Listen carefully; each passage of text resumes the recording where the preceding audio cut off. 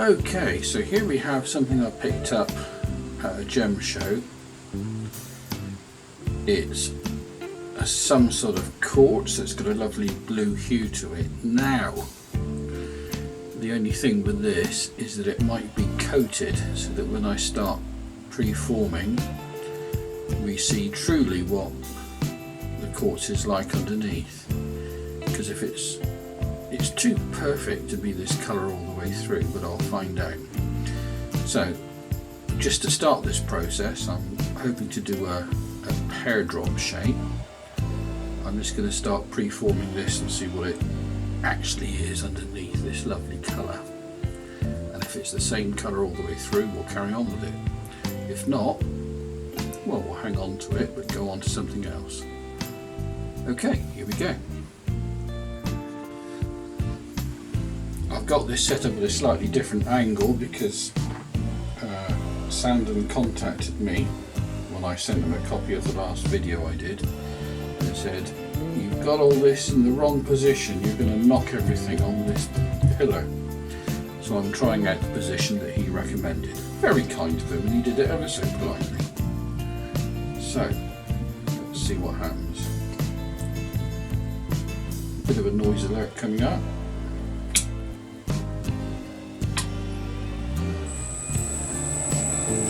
Just going to square it off, see what's under here.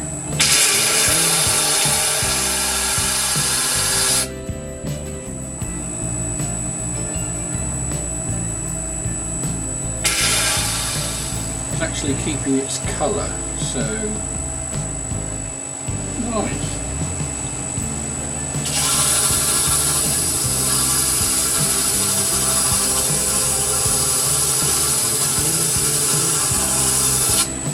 What I'm going to do now is size it up, pre-form it, and come back to you. Okay, so here we are with this pre-form roughly to size on this blue quartz, whatever it turns out to be, but it's very pretty.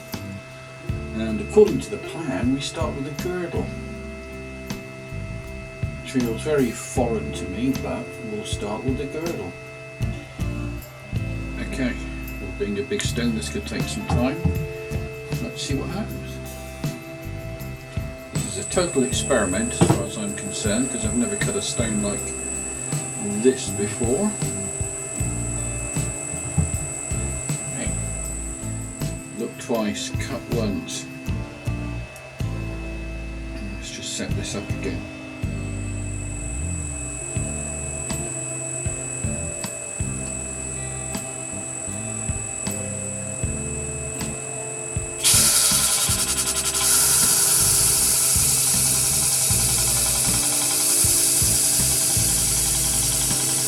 Cheers, everyone.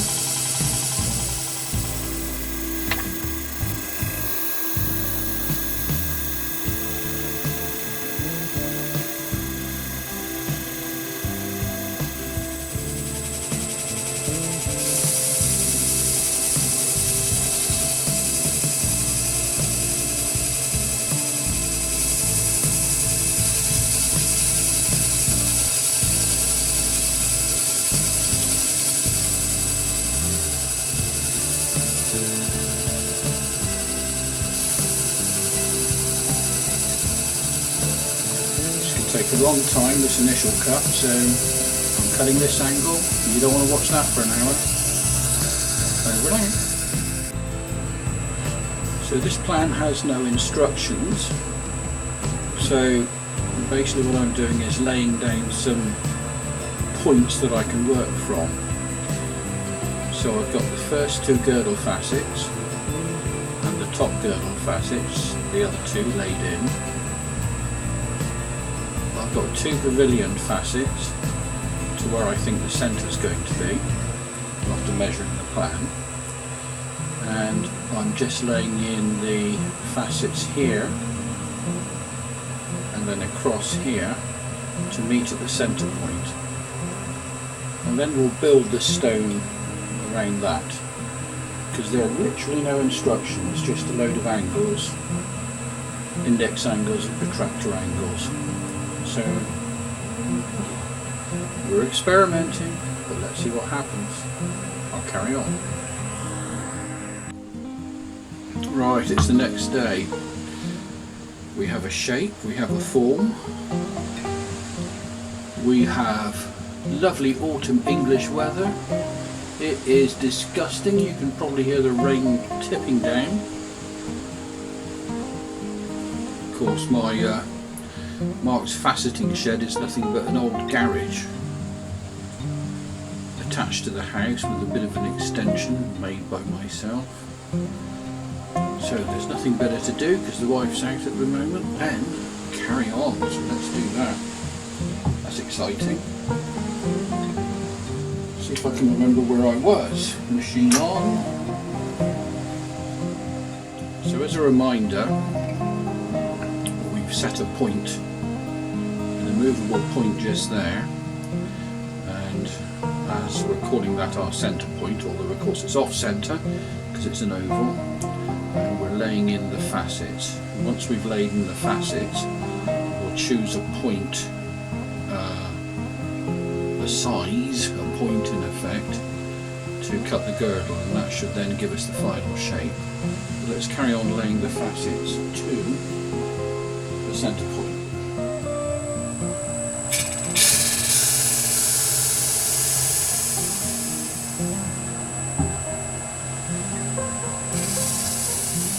Come back when this bit is laid in. I don't know how much you can see of that, but it's coming in there and it's got about halfway through the stone. We need to get it to the point.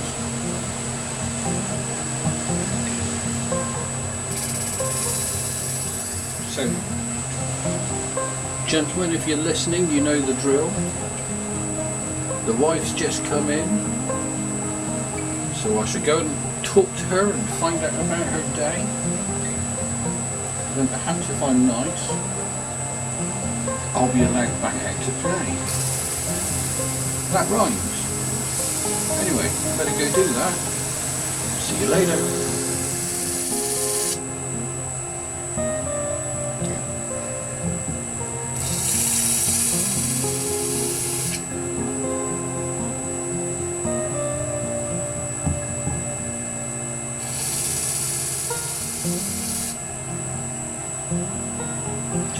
You can see it's coming in there, so I'll carry on cutting that across until it meets like the other one, and then we'll have another look.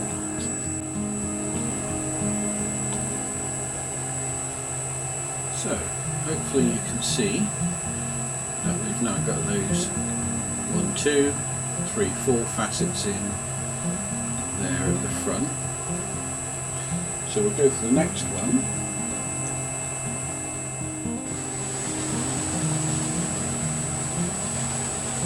So we've cut that facet in.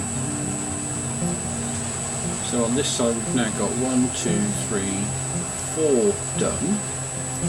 And at this stage it's worth reminding ourselves of the plan. So hopefully you can see the shape we're going for there. And this is what it looks like in that we have cut the girdles in, or some of them, this, and we found the centre line, and from that we're building up these facets as we go along.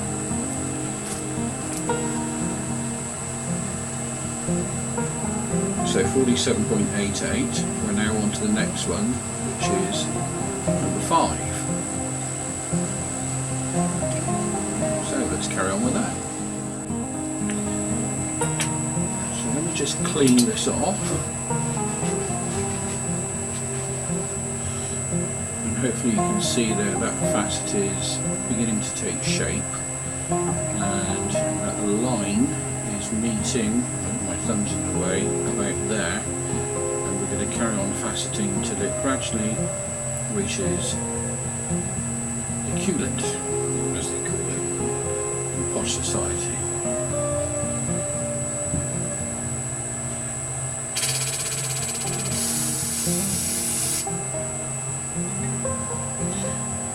all the time to make sure we don't overcut.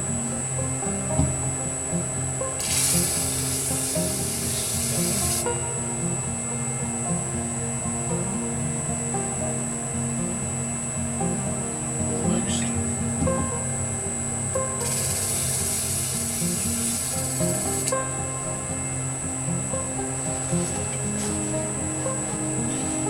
Okay, that'll do for now.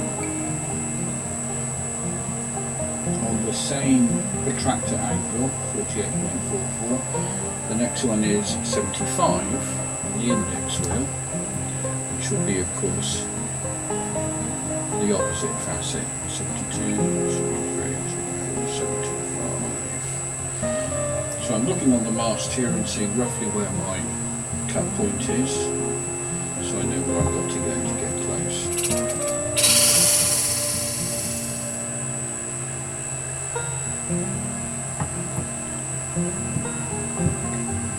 So all the facets are in now, and the theory is you choose the highest point, which is just here, and we will then map the girdle all the way around to line up with that point there.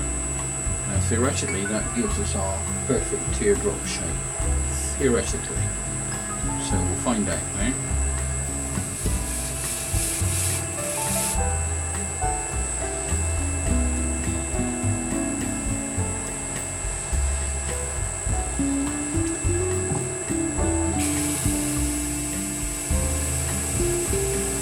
This is where if the math lines up,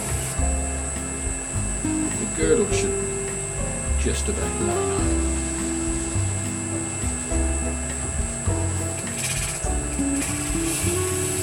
Rather, if the geometry lines up.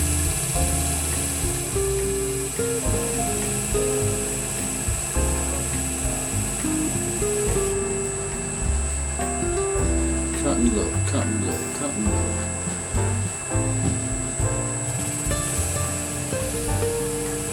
Carbon light here on Porter's Head, Bristol. It's absolutely chucking it down. And the splashback, because I haven't built a guard to go across there when we're cutting girdles yet, it's absolutely freezing rain. This is where the loop comes in handy. I wish I could show you through here.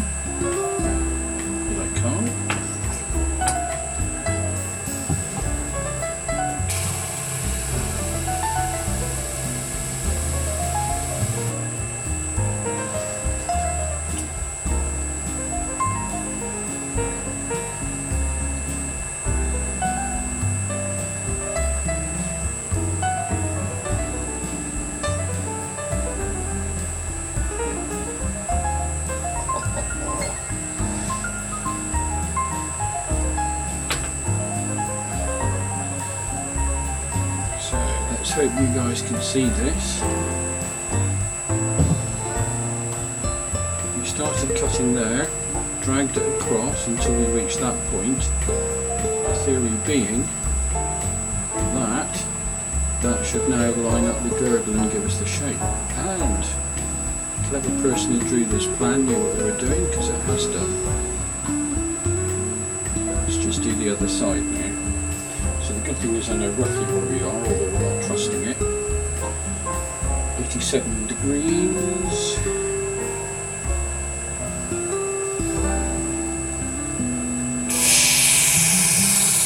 And I'll come back to you because we're just doing it. Got sick and tired of being splashed by freezing water. So I modified a little jobby here which is doing sterling work on the sterling faceter, keeping me dry.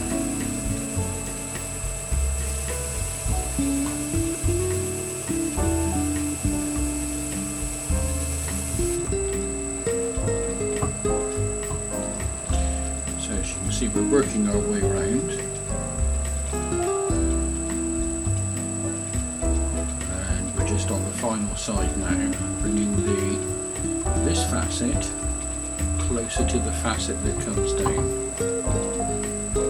and when it meets theoretically the girdle will be the same height. So far it's working out. Lost a lot of stone with this plan. Well, that's because I've made some errors and had to readjust and readjust and readjust again. But hey, we're learning.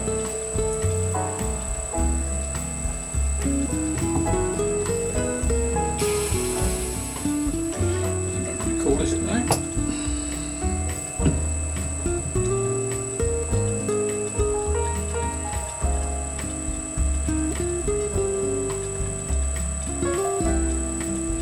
More facets to go.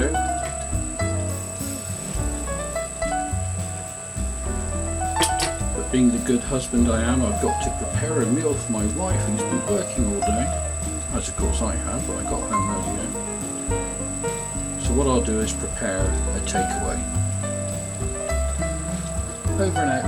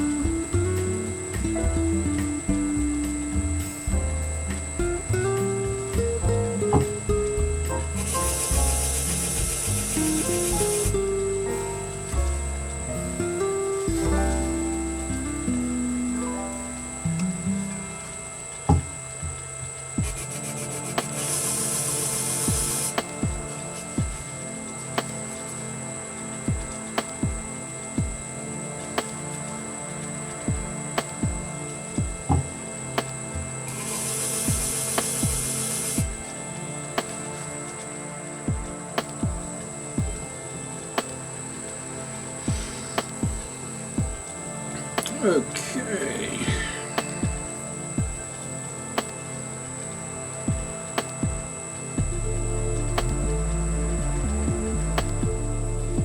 Right, we'll go for the second lot of pavilion facets now. Actually, no, I learnt a lesson. It's nice to polish up what you've done so far, then the second lot of pavilion facets show up a lot easier.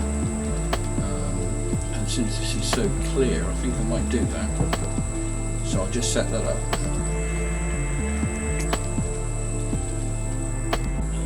So I've set up the copper wrap.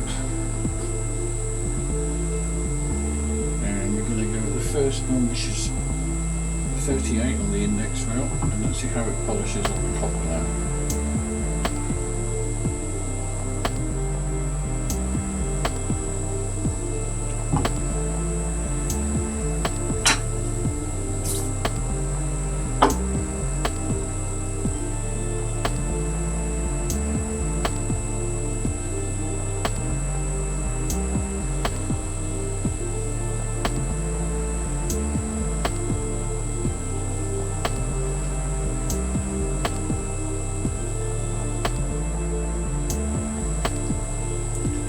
Beginning to come good, I'm not too worried about the girdle, because of course a lot of that's going. So let's transfer to the top, see how that pans out.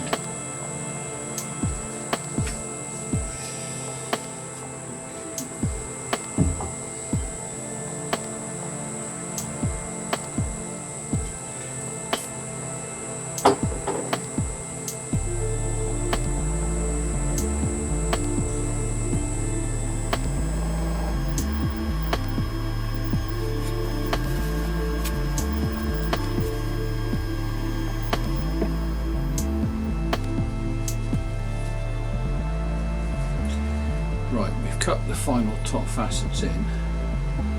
They are so small I doubt you'll be able to see them, so we're going to finish them off with a polish.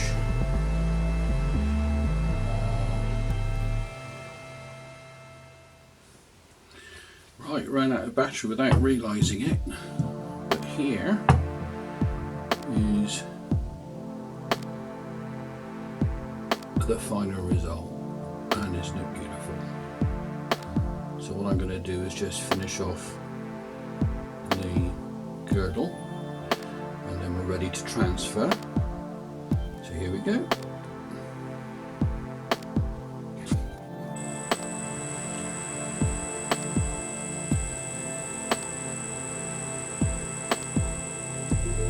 Top part done.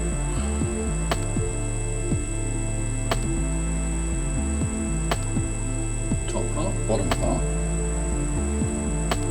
Pavilion. So we're going to dop it across now, transfer it, and start doing the bottom section. So what we're doing on the second facet, hopefully you can see that point there, is we're gradually shaving this down till that point meets that girdle line and it's straight, and then we'll reverse it and do the other side.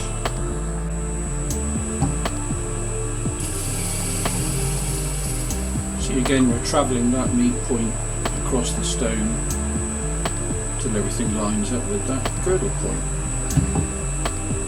Or rather, we're travelling that facet across the stone. Right, it's the next day. Just a reminder of where we are.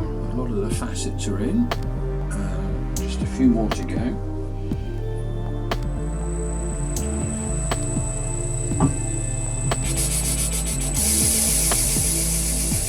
Quite a complex design, not one you should tackle if you've only just started doing this.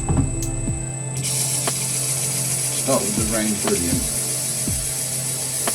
That's a square cushion as well, something simple. Just a miserable day, miserable weather, dark and grey outside, yuck.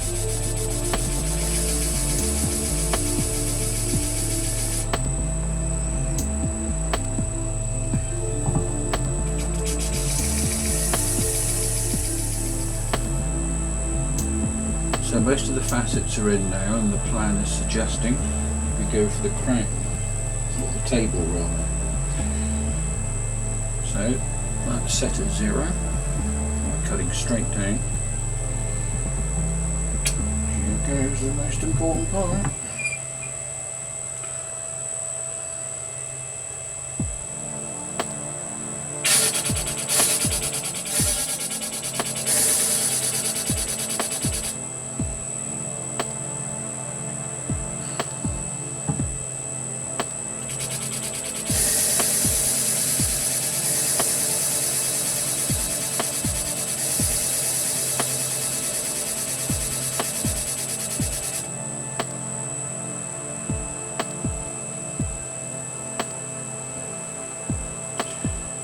Come down a fair way.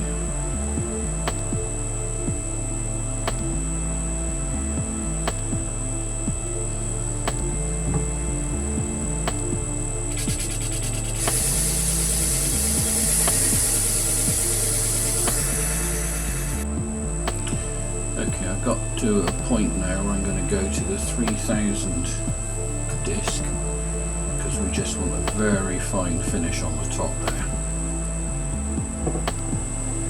Pre-polish, which this is one of the most important steps, because if you get this right, and it takes a time, the final polish tends to be superior. So this isn't something at this time that's worth rushing.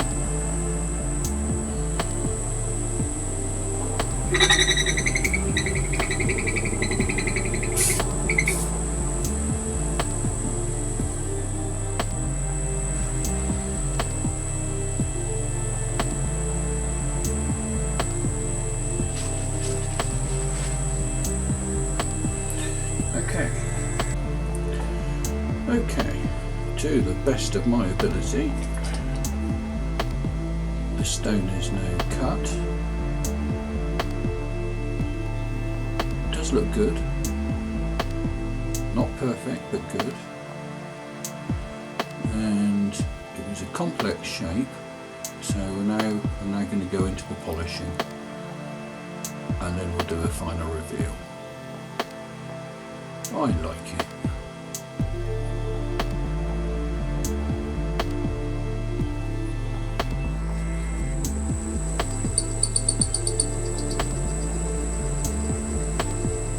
Anyway, you get the gist.